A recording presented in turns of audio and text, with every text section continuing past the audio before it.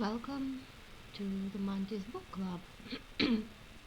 It's going to be a series of streams where I read and translate my favorite books for my friends who do not speak my mother tongue. Tonight we are continuing our reading through the Profession Witch by Olga Gromyko. My translation or reading are in no way professional, so do not expect from me some exceptional voice acting.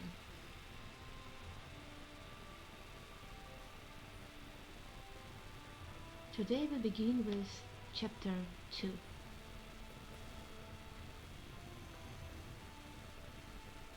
I didn't enjoy the cool silence of the spruce forest for long. The trees thinned out. The path became more clearly defined and merged into a wide road encircling the bottom of the bowl. A hobbled grey stallion was grazing in a field beyond the road. The vampire whistled quietly, melodiously, and the stallion galloped toward us, throwing up his tangled front legs. Chamomile perked up her ears. The vampire patted the stallion on the back of his neck, removed the fetters, and easily jumped into a saddle. I sat up in the stirrups. The Geva almost merged with the horizon. It was about 20 minutes of an easy gallop, and all around was a field, rich black earth. In some areas, grass was higher than the waist, and in some there are curly mowed strips and traces of cattle feeding on it. In the distance, a black, white, and red ribbon moved, twisting and turning. Cows coming from the water. The vampire left me no time to spy. He, he shook the reins and sent his horse into a gallop. I had to follow his example, although the only thing worse than Camomile's gallop is racing on carts with square wheels. Having galloped about a quarter of a mile along the road, rigging the valley, we turned sharply to the right. Now the city lay right in front of us. It seemed to be just a stone's throw away, but distance turned out to be deceptive. At least half an hour passed. Chamomile darkened with sweat and turned yellow with dust, and the Geva got just a little bit closer. Houses started appearing along the road. They were located at a fairly large distance from each other, not like in human cities where you can barely squeeze sideways between some shacks.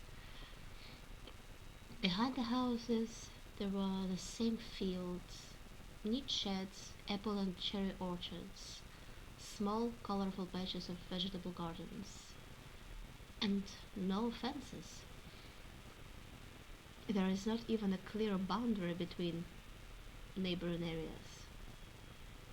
I wanted to ask about many things, but my guide never looked back the whole way. Nevertheless, when Chamomile lost her step and fell behind, he also held his stallion.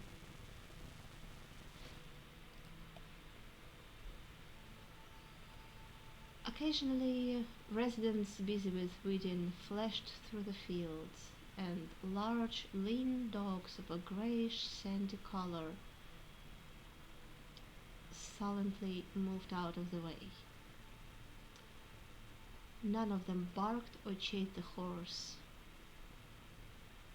but Chamomile was noticeably nervous and glanced suspiciously at the fanged animals calmly waiting on the side of the road.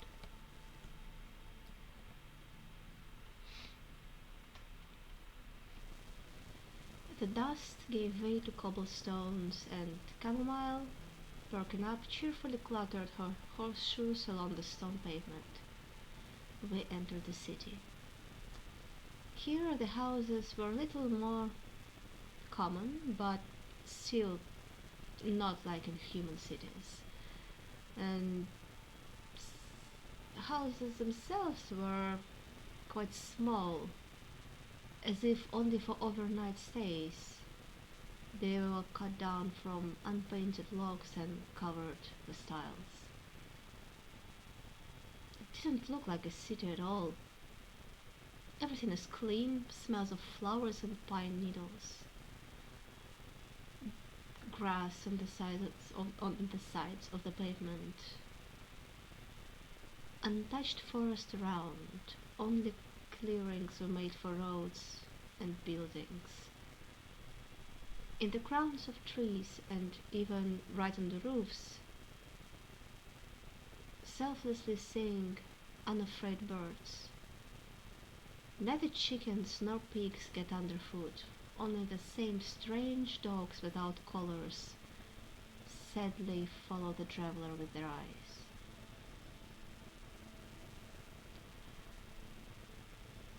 Residents I met were glancing at me curiously. The invited guest answered them in kind. The pavement rolled up to the round fountain, flowed around it, crossed with a transverse, also paved road, and rushed on. At the fountain, the grey stallion stopped and, lowering his long moustached muzzle over the stone side, fell down to the water. I caught up with him and loosened the reins. Chamomile sighed heavily, gratefully, and I heard the water gurgling in her trembling sides. "Hey, that's enough. Cool down first." I sharply pulled the reins. Chamomile snorted indignantly. "Don't worry, she won't get too much, even though she ran for a long time. This water can't harm anyone." The vampire dismounted and handed the reins to the boy who ran up. Jumping down to the ground, I scooped up a handful of water and brought it to my mouth. It was fresh, clean, with a taste of silicone. Familiar sparks ran from the fingertips to the spleen. No matter how much the teacher insisted that magic should come from the heart itself, for me personally it settled in the lower abdomen, as did the reaction to its presence. Apparently, deep underground, a water vein intersected with a magical one, giving the water unique properties. Here she is, the queen of legends, living water. It's not surprising that the people of the Gava do not need either a magician or a healer. Magic is in full swing right in front of their noses. I closed my eyes and concentrated. Energy spread throughout my mortal body, feeding my aura and feeding my reserve. As the teacher explained, the person has two invisible shells. One is permanent. Any change in it affects health and mood, which is used by sorcerers who practice inducing and removing curses. This is the aura. The second shell can be compared to a tool that a person can use consciously. Or maybe cannot. Ordinary people cannot. It's like moving your ears, an innate gift. Either you have it or you don't. If you use it correctly and constantly develop it, as they do in schools, it will stay with you for life. Well, of course, during spellcasting, it is wasted, but then it is restored again, either on its own after 2 or 3 days, or with the help of natural sources. In the geomagic classroom, there hangs a huge wall-sized diagram of the locations of the magical veins of Peloria and and the points of their exit to the surface. Even the teacher cannot remember it in its entirety, which some adepts shamelessly use. During the exam, with a confident look, they poke at the map at random. Somewhere you will hit. Last time I managed to replenish the reserve from a vein that ran under the outhouse of the Golden Apple Tavern, which is 40 miles from Starmin. Then someone banged on the door with such force that I had to stop. Well, what can you do? The veins do not choose where to go. Maybe the owner of the tavern discovered that it didn't fit anywhere as well as above the living room.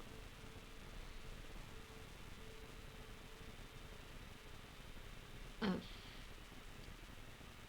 it- Maybe the owner of the tavern discovered that you couldn't sit anywhere as well as above the magic line and built a toilet in his favorite place. In truth, real professionals and archmages do not need any veins, and they are not limited by reserves. They know how to draw strength directly from the elements. But it is far, oh, how far it is for an 8th-year adept to become an archmage. 2 years of study and 4 more master's degrees. Not everyone will survive. The fountain's basin was lined with light grey stone, smooth when chipped and reminiscent of a flint.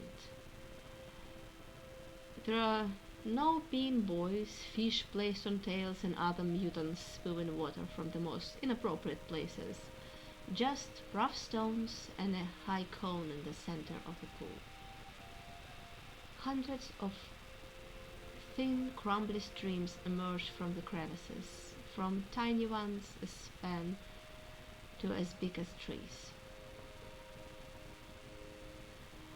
A lace of transparent rainbows fluttered on the pavement, and water dust settled on the hair like sparkling embers. My guide, living for a moment, brought with him 3 vampires who introduced themselves as a council of elders, but they did not seem too old for me. If it weren't for their serious, penetrating eyes and rare threads of grey in their black hair, I would have given them about 30 years old each.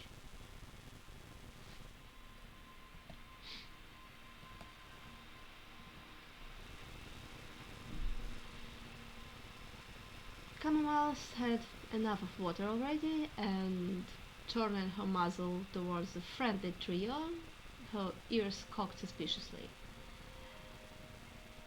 Having politely greeted the young elders, I asked when I could get an audience with the Lord of the Geva, Araktur, Torordwist, etc., etc. The elders hesitated. After an embarrassed silence, they admitted that they did not know where he was and had not seen him since the morning. Can you imagine what would have happened here in Starmin if the king had not been an eyesore to any of his subjects for more than 2.5 minutes? They would have raised a panic, called the guards, attracted detectives, herded the magicians and soothsayers into a heap. They would have hurt themselves, and they would have found out where the venerable monarch has deigned to go, and they would establish covert surveillance of this place. And here, as you can see, PDAOH, etc. disappeared in an unknown direction, and they tell me about this as calmly as about the current beet harvest. The elders' next proposal was even more novel and original. There was no way I could fit into the trajectory of their thoughts. They told me, look for him somewhere. Maybe you'll find him. It didn't get any easier. I haven't been in the Geva for even an hour, and I'm already being asked to rummage through it in search of the Lord, about whom the Gevians themselves have a very vague idea. The elders and the guide began vying with each other to assure me that the Lord was about to come and I could wait for him here at the fountain. I looked back at the curious people gradually flocking to the square, shuddered internally, and expressed my full readiness to begin the search. The elders warmly promised to assist me in this glorious undertaking, and having taken their leave, departed, leaving me alone at the fountain with the guide.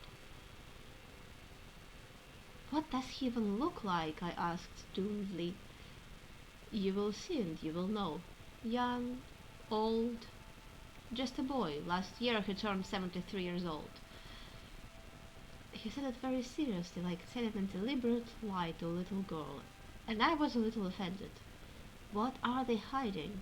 This Araktur won't eat me. I will hear.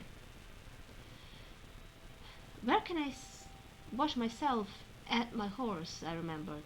Chamomile, as an interested party, put her muzzle on my shoulder.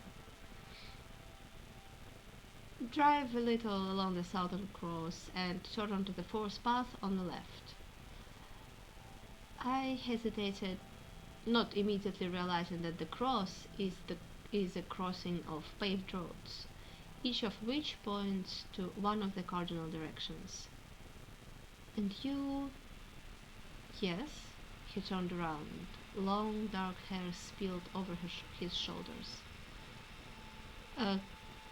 Could you accompany me? I need to go back. I am a guardian. I cannot leave the border for long. Wait, one more question. I hesitated, unable to find the words. Aren't you afraid? Of what? Well, You, of course, cannot say this to my face, but I am a stranger here. Aren't you afraid that I will do something? Of course, in general sense I vouch for myself, but you don't know me at all. Uh, Anyone else could, well, mess something up, or like do something bad. Aren't you afraid of this? After all, you're leaving me completely alone. It seemed to me that you like solitude, the guardian answered calmly. I thought that a self-guided tour of our city would give you more pleasure than having a constant convoy at your back. However, if you feel lonely or uncomfortable, I can find you a guide. No, you're right, I hastily agreed. I never get bored in my own company, but still, aren't you afraid to let me go alone? You are in the Geva, he said seriously, jumping into the saddle. Here, you will never be alone.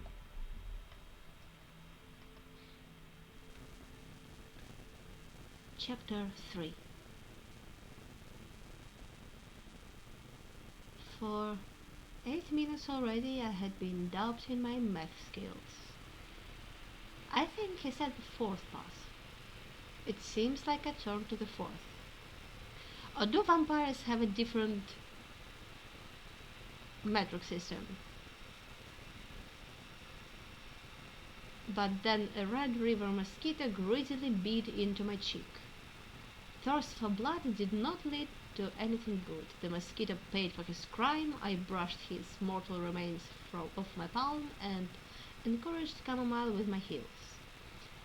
The trees parted, the path ended abruptly, and my horse and I emerged into a small clearing near a cozy forest lake, small but pure to the point of blackness. The relatives of an innocently murdered mosquito attacked me with a passionate thirst for revenge and blood. I applauded them and dismounted.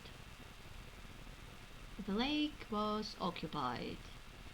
The competitor's grey trousers lay freely on an alder bush. Lying nearby was a tattered leather jacket, unlaced boots, and a strangely cut shorts with two narrow slits on the back. Taking a closer look, I noticed his disheveled head. Apparently, he had not had time to take a dip, with the back of his head facing me, slowly moving towards the water lilies. The splash carried far across the water, covered with whitish evening haze. The long hair became puffy at the ends, heavy, and stuck to the neck as the swimmer rose above the water in a powerful stroke. The setting sun glided the top of the stranger's head. I've never seen anyone in the Geva have blonde hair and such an unusual pale golden flaxen shade. Then the swimmer dived, after which the darkened strands immediately clung to his head, like the tentacles of an octopus lying on the back of it. Okay, I can't wait for him to splash and leave. Go to sleep. Chamomile smelled sharply of sweat, and presumably I did too. In the end, swimming together in the same lake does not oblige you to do anything. I threw the reins over a birch branch, tried to unsettle the impatiently dancing mare with my fingers trembling from fatigue.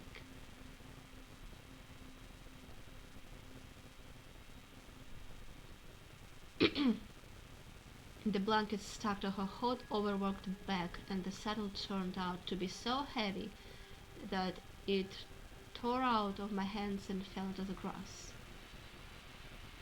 I waved my head at it, led the horse to the water, rather carelessly parting with my toiletries along the way.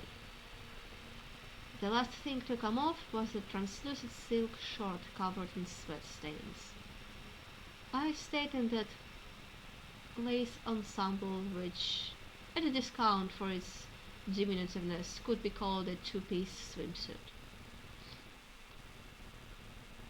It was only then that I noticed that the white-haired guy who had dared to dirten my lake was standing waist deep in water near the shore and with increasing pleasure leaning forward for better visibility, watching the free strip show. And now comes the juiciest part, I said gloomily, releasing the reins. My exhausted horse had acquired unprecedented agility. She ran into the water with her broad chest, the foamy wave knocked the jumping guy off his feet and plunged him headlong. Taking advantage of his confusion, I followed the mare. The chamomile, walking up to her neck, froze blissfully, splashing its white mane over the surface.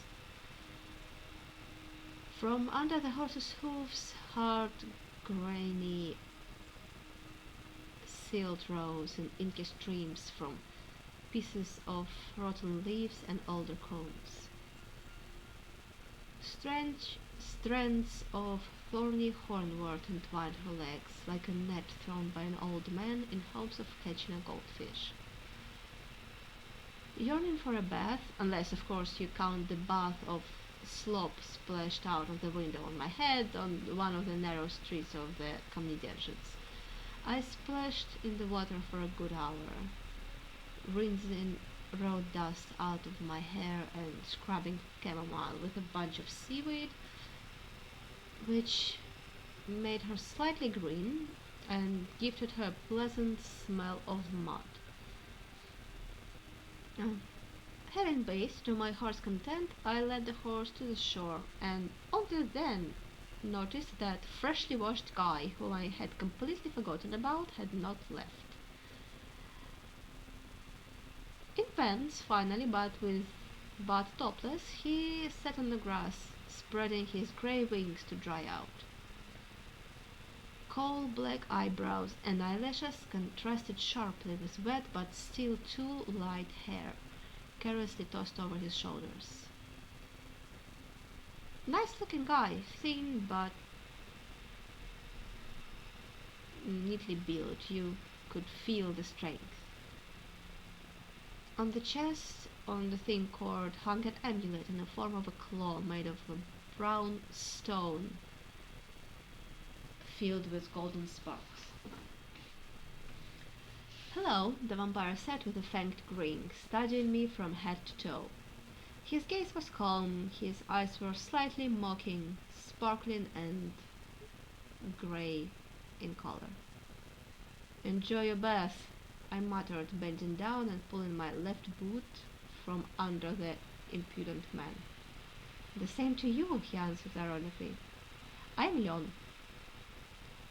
Suitable name, more like a childhood nickname. Looking at his drying head, I immediately remembered of a field of ripened flax, quietly and thoughtfully rustling with oily seeds in oat-bellied boxes. Berenice, I lied for some reason. You're lying. The vampire didn't think for a moment. Okay, Volha, I grumbled with annoyance. Isn't there a single vampire in all of the Geva who is in deep ignorance about my humble person? The vampire studied me with unremitting, clearly unhealthy interest. I'm afraid no.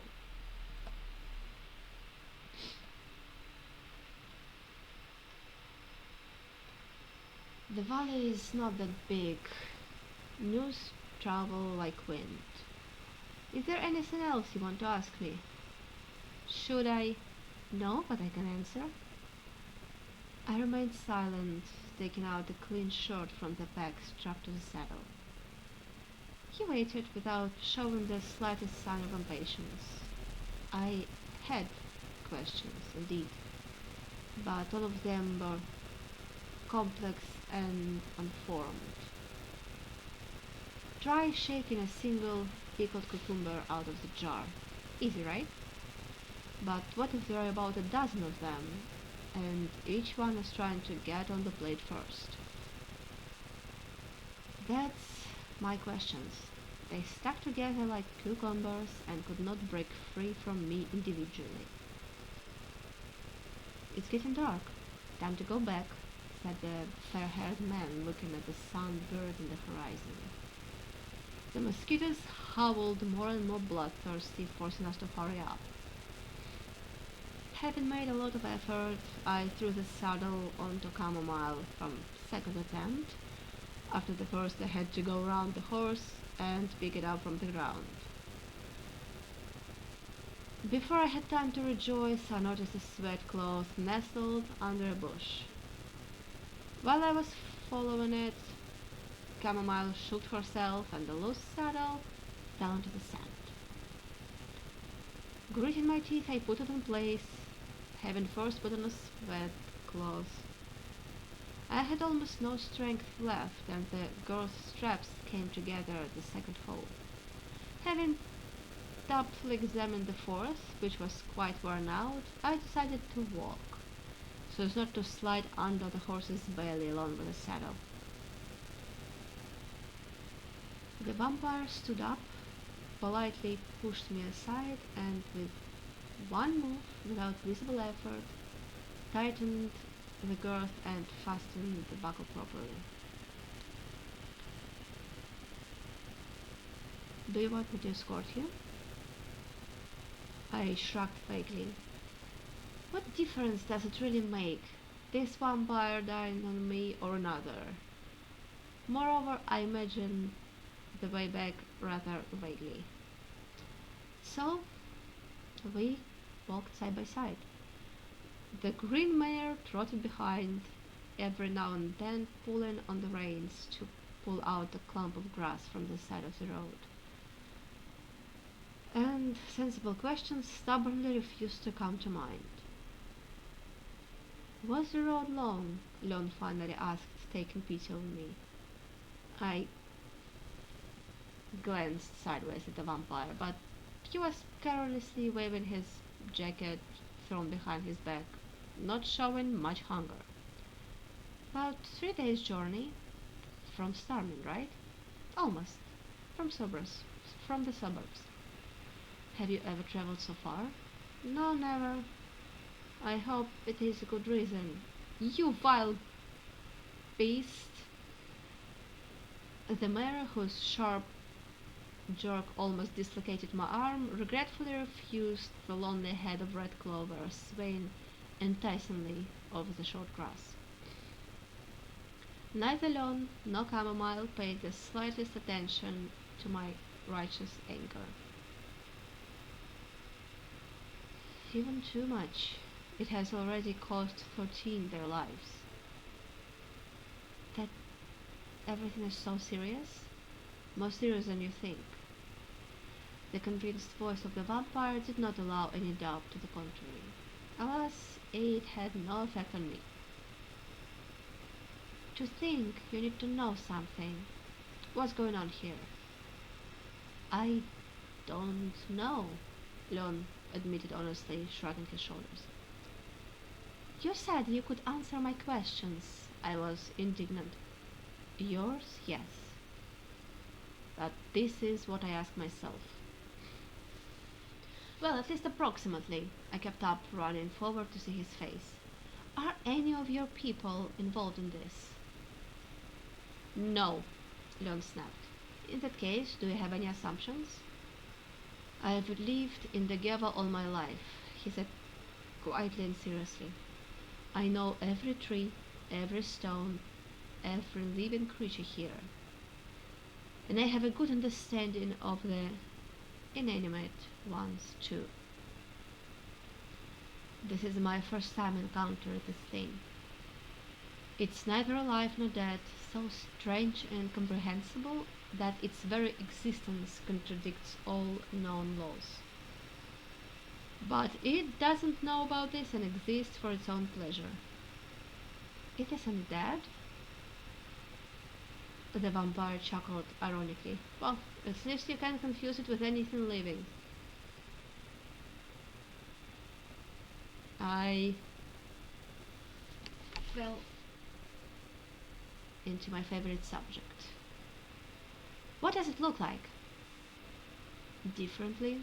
Sometimes it's a huge dog, sometimes it is a long reptile on spider legs. Sometimes it had horns, sometimes wings, but that's not the point. I have a feeling that it is one. It takes on all sorts of guises to confuse us. Why do you think so? I remembered his essence. It's difficult to describe. We vampires perceive the world a little differently, trusting more in the notorious sixth sense than in sight or hearing. When two birds fly by, I feel like there are two of them. They have their own individuality. The monster also has it. I feel its arrival the same way, no matter in whose skin it appears. Nonsense. This is not a flesh and blood bird. This is an undead.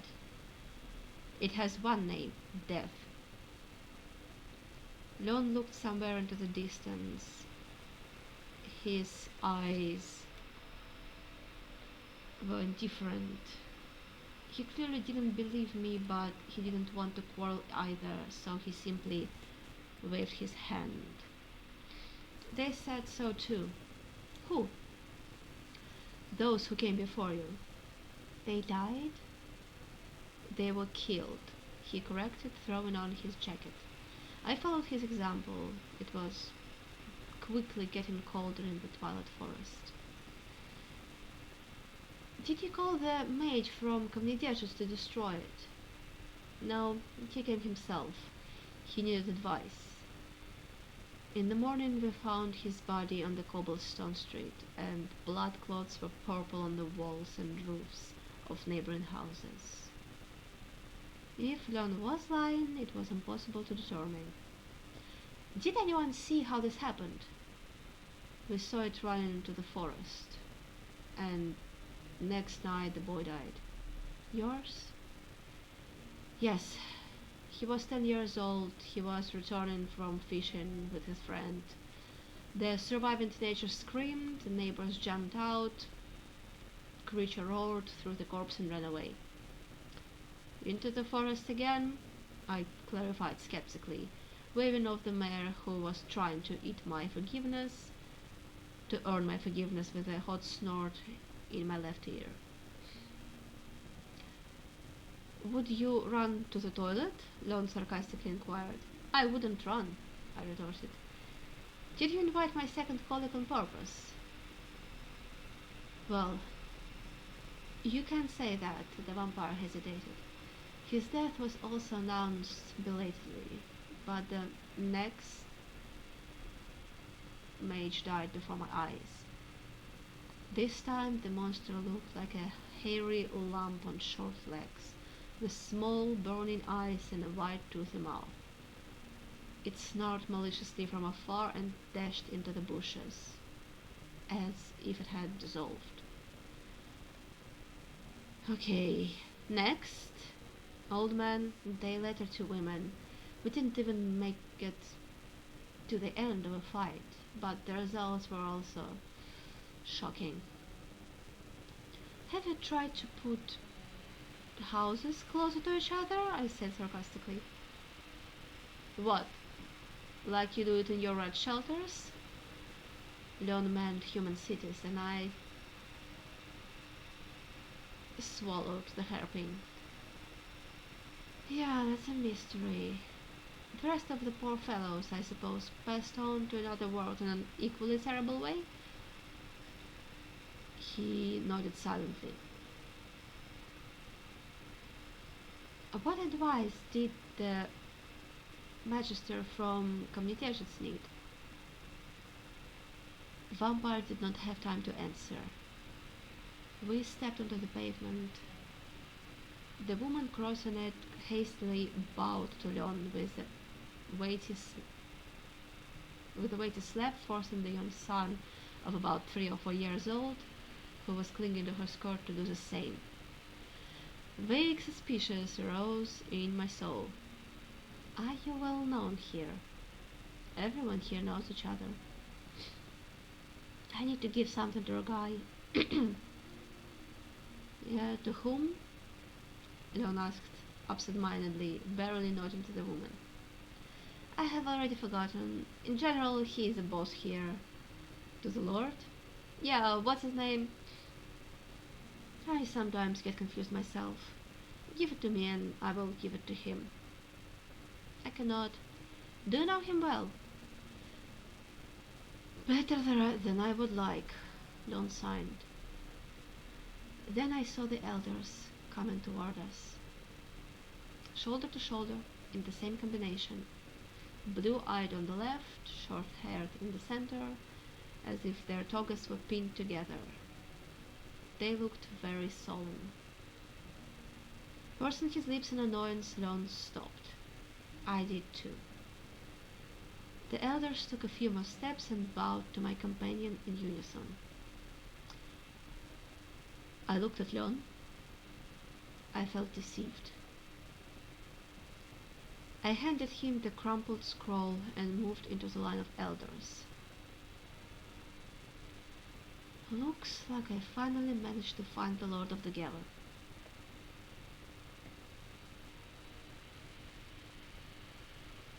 We will take a short break here, maybe 5 minutes, and I will be back.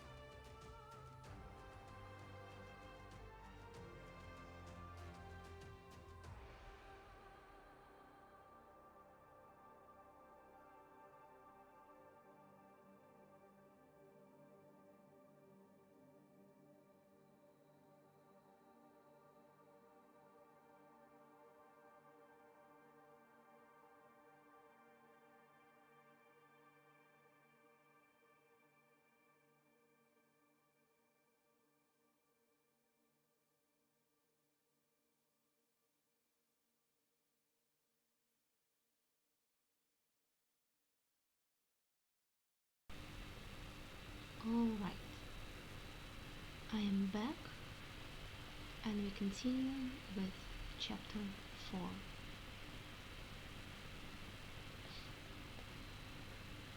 I was housed in a small cozy house not far from the fountain. Its owner turned out to be an elderly female vampire, short, plump, overly friendly and talkative. After the official handover of the scroll, the elders dragged along. They actually dragged him. He really didn't want to go to a certain meeting house, and he barely had time to exchange a few words with me. I, for my part, also had no desire to continue communication. First of all, I felt like a complete idiot.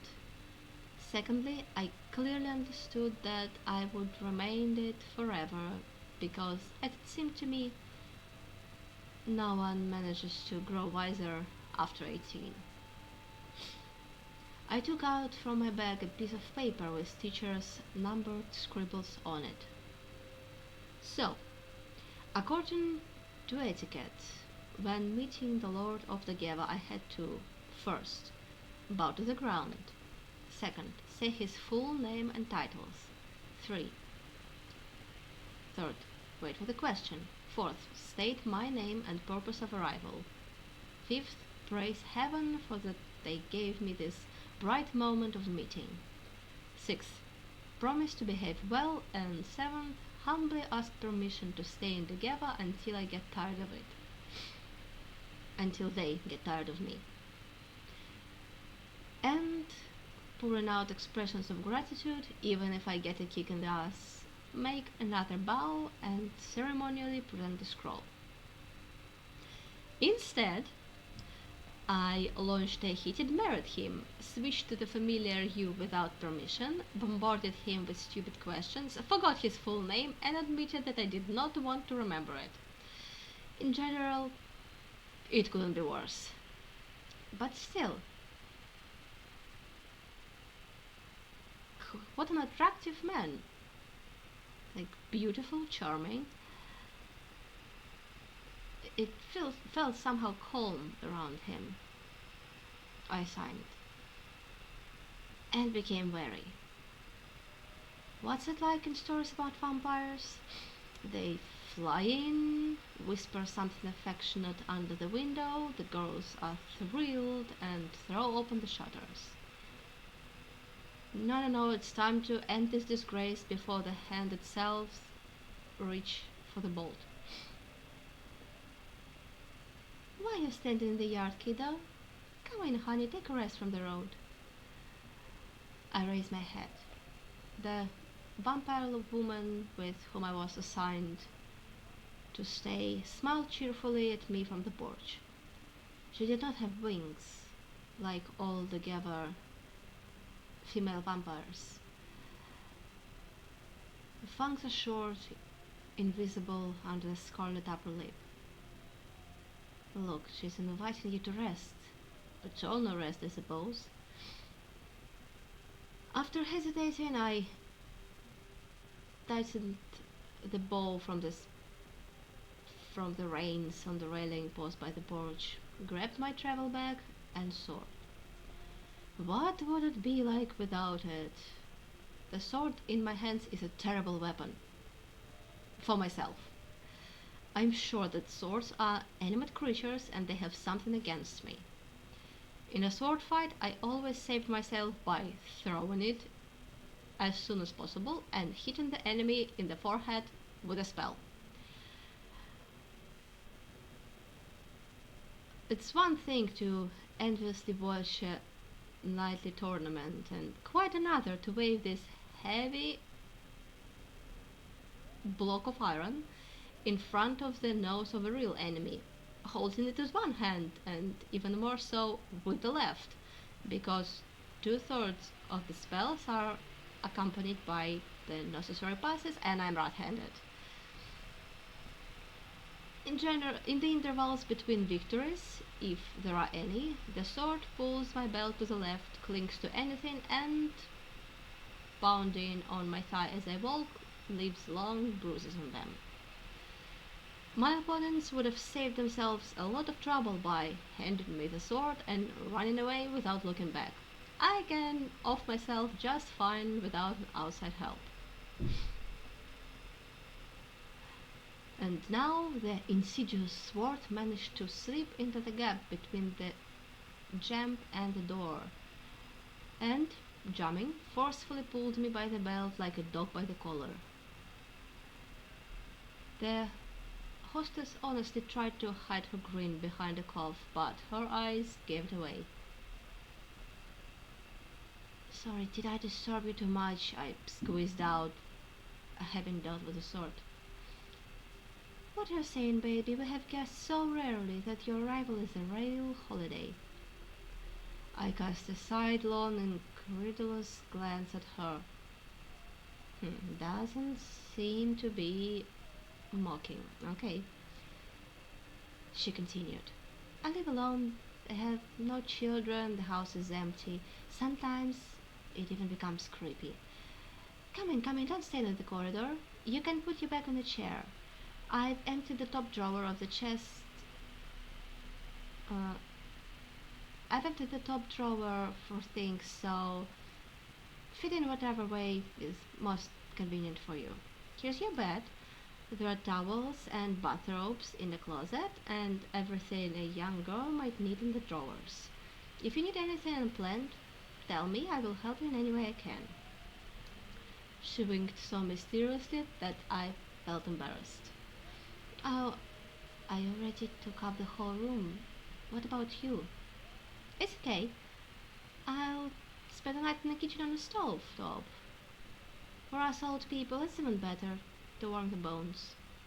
Old people? She's not more than 40. Excuse me. Yes? She perked up with a smile. I forgot to ask what your name is. Oh, I forgot to introduce myself. Hmm, you know, just call me Karina, baby. I wanted to ask why vampires need such long and difficult names, like the notorious name Araktur, which almost broke the teacher's tongue, if only nicknames are used. But I decided not to burden my conscience with another stupid question.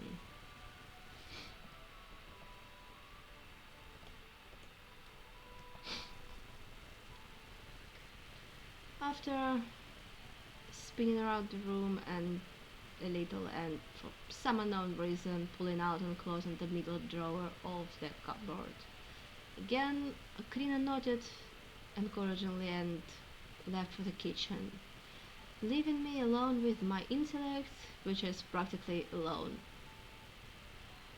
I tiredly plopped down on the blanket-covered bed and was finally able to catch my breath. Yeah, such eventful days happen once a year, do not always end well. I wish I could also survive the night. The room was quickly getting dark. In the light purple twilight, the whitish shadow of the moon loomed outside the window. There was a candlestick with 3 candles on the table. I habitually snapped my fingers, and yellow pink flame petals fluttered on the charred wicks, flooding the room with light, golden, soft and cozy. It wouldn't hurt to grab a piece of it as a souvenir. I'll ask the lab assistants from the alchemy department about it. Let them find out the components of this candle box. It doesn't smoke, doesn't crackle, almost doesn't flow. The flame is even, calm, invariably of an ideal shape, like an inverted drop. There was a mirror hanging on the closet door. I automatically looked into it and felt like a native inhabitant of the Gala. The candle flame reflected in dilated pupils, the hair disheveled, the nose is predatory pointed, the cheeks are in the shadows, sunken in, lips are defiantly red. In general, a typical demonic hug. also unkempt. The last time I combed my hair was in the morning, and I think I left the comb in my bag. If I were a neat girl, I would without doubt find it here. But I had to shake out all the contents of this bag on the floor. Something like a barricade formed, from which an aspen stake stuck out like a halberd of the last defender of the besieged city. I hurried to stuff it back into my bag. Having pulled out the top drawer of the chest, I began sorting and arranging the things I had brought with me. At the very bottom, I put spare pants, a warm sweater, linen shirt, and 3 heads of garlic, carefully wrapped in a rug. They were followed with long, white men's portages. I wasn't the one who packed the bag. It was handed to me with a grumble by the storekeeper, an unpleasant old hag who was stingy to the point of madness. A starched nightgown, a fluffy translucent blouse, a humiliatingly small amount of underwear, and a mysterious package with the promising inscription "A Women's Kit." I didn't know what to do with the boards. Perhaps I should have solemnly presented them to the Lord of the Gala? Or will I still have time to do it tomorrow, in front of a large crowd of people? What kind of bag is this? I undropped it and found a long, sharp silver hairpin. What's going on? They sent me to catch the mysterious darkling, but inventory was given to hunt vampires. That doesn't add up. Who should I actually save? Vampires from the monster, or the monster from vampires? I had a suspicion that no monster actually exists, and I was sent to the Gaba as a decoy. Will the vampires fall for me or not? Apparently, mentors thought the same thing, because at the very bottom of the bag I found a greasy book by a certain Tudor the Deliverer, Bloodsuckers. I leafed through it at random and got scared. There were dental formulas, bite patterns, and engravings depicting lewd monsters greedily sucking on the swan necks of poor girls scattered across the sheets. My comb was revealed between the pages. I quickly stuffed the book under my underwear. I still haven't had enough nightmares.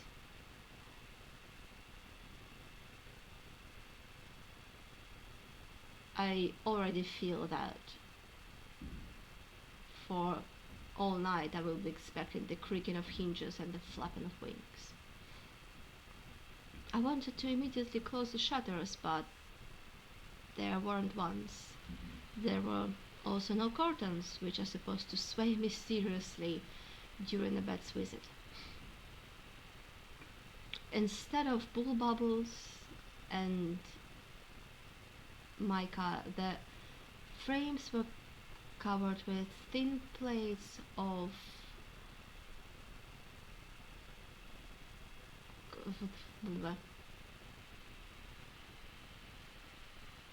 crystal, transparent and incredibly expensive material. Okay, fly over, dear guest, I thought, throwing open the window. A stream of cool night air splashed into my face. The room was small but very cozy, clean, modestly furnished. Bed high with a pile of pillows, a chest of drawers right next to it. At the junction of the walls was a wardrobe. Behind it, along the other wall, a large chest, a table, and a chair with an upholstered seat and back. Opposite the table, was an empty wall with a door.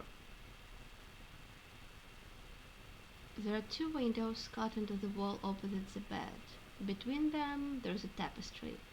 A girl in a dress with an apron, sandals, and a red pointed hat. On her arm, bent on the elbow, there is a basket of buns. Next to it is a large predator animal, and in the background there is a spruce forest, exactly like the gallows. In the center of the room there are 7 steps of free space covered with a rug of willow twigs.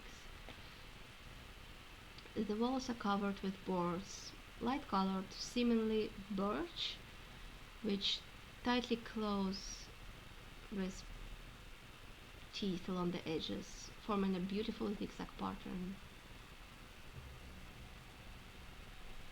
I examined the closet and the chest, but if there was any evidence of blood drinking there, it was eliminated before I moved in. In the closet, at some distance from the rest of my clothes, hung a new, clean robe, obviously prepared for me. I immediately got rid of my jacket and put it on. As soon as I sat down on a chair to unlace my boots, someone started banging on the window frame. Jumping on one leg and dragging the other, I made it to the window.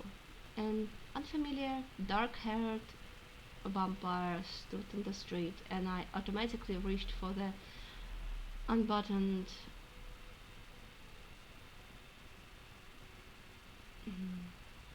for my unbuttoned robe. But he was of little interested in my swollen neck. Having dryly and formally announced that I was invited to dinner at the meeting house as an honored guest, he literally disappeared into the night without waiting for my answer. Well, guest of honor sounds more optimistic than main course, but what will I fear? What will I wear? Almost everything is wrinkled and sweaty. There is a tangle on the back of my head. I should have combed it straight away and not waited for my hair to dry. The boots are covered in red mud. Where could I wash it? Yeah, the main thing is to wash your neck and it will come off, whispered an inner voice sarcastically. There was a knock on the door and Karina cautiously looked into the room.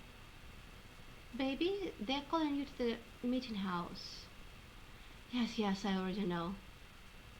Shall I lend you a skirt? It was as if a stone had been lifted from my soul. A clean blouse, a skirt, and you can appear in decent vampire society. Yes, please. What would I do without you? It's nothing, baby. Karina was already moving the hanger in the closet. This one will probably do. Or if you want, try on the black one. It's, however, a bit more modest.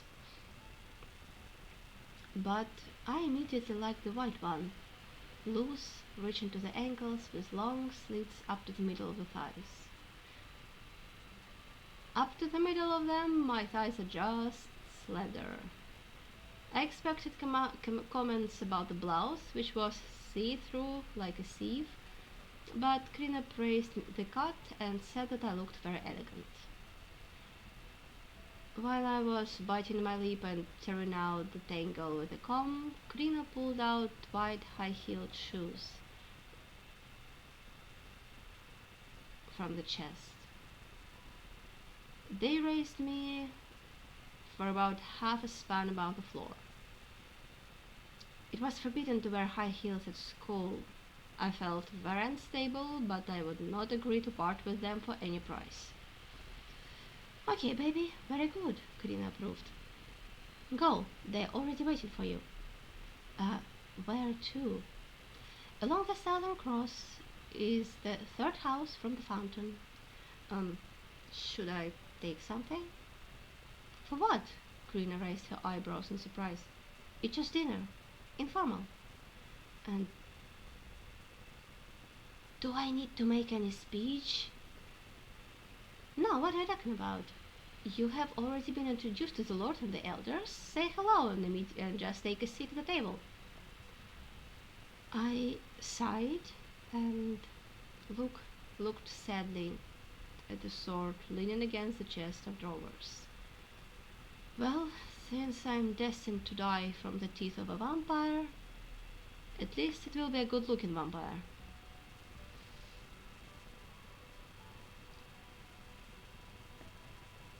We will end it here for tonight. Thank you everyone for joining me. We will meet next Thursday. Good night.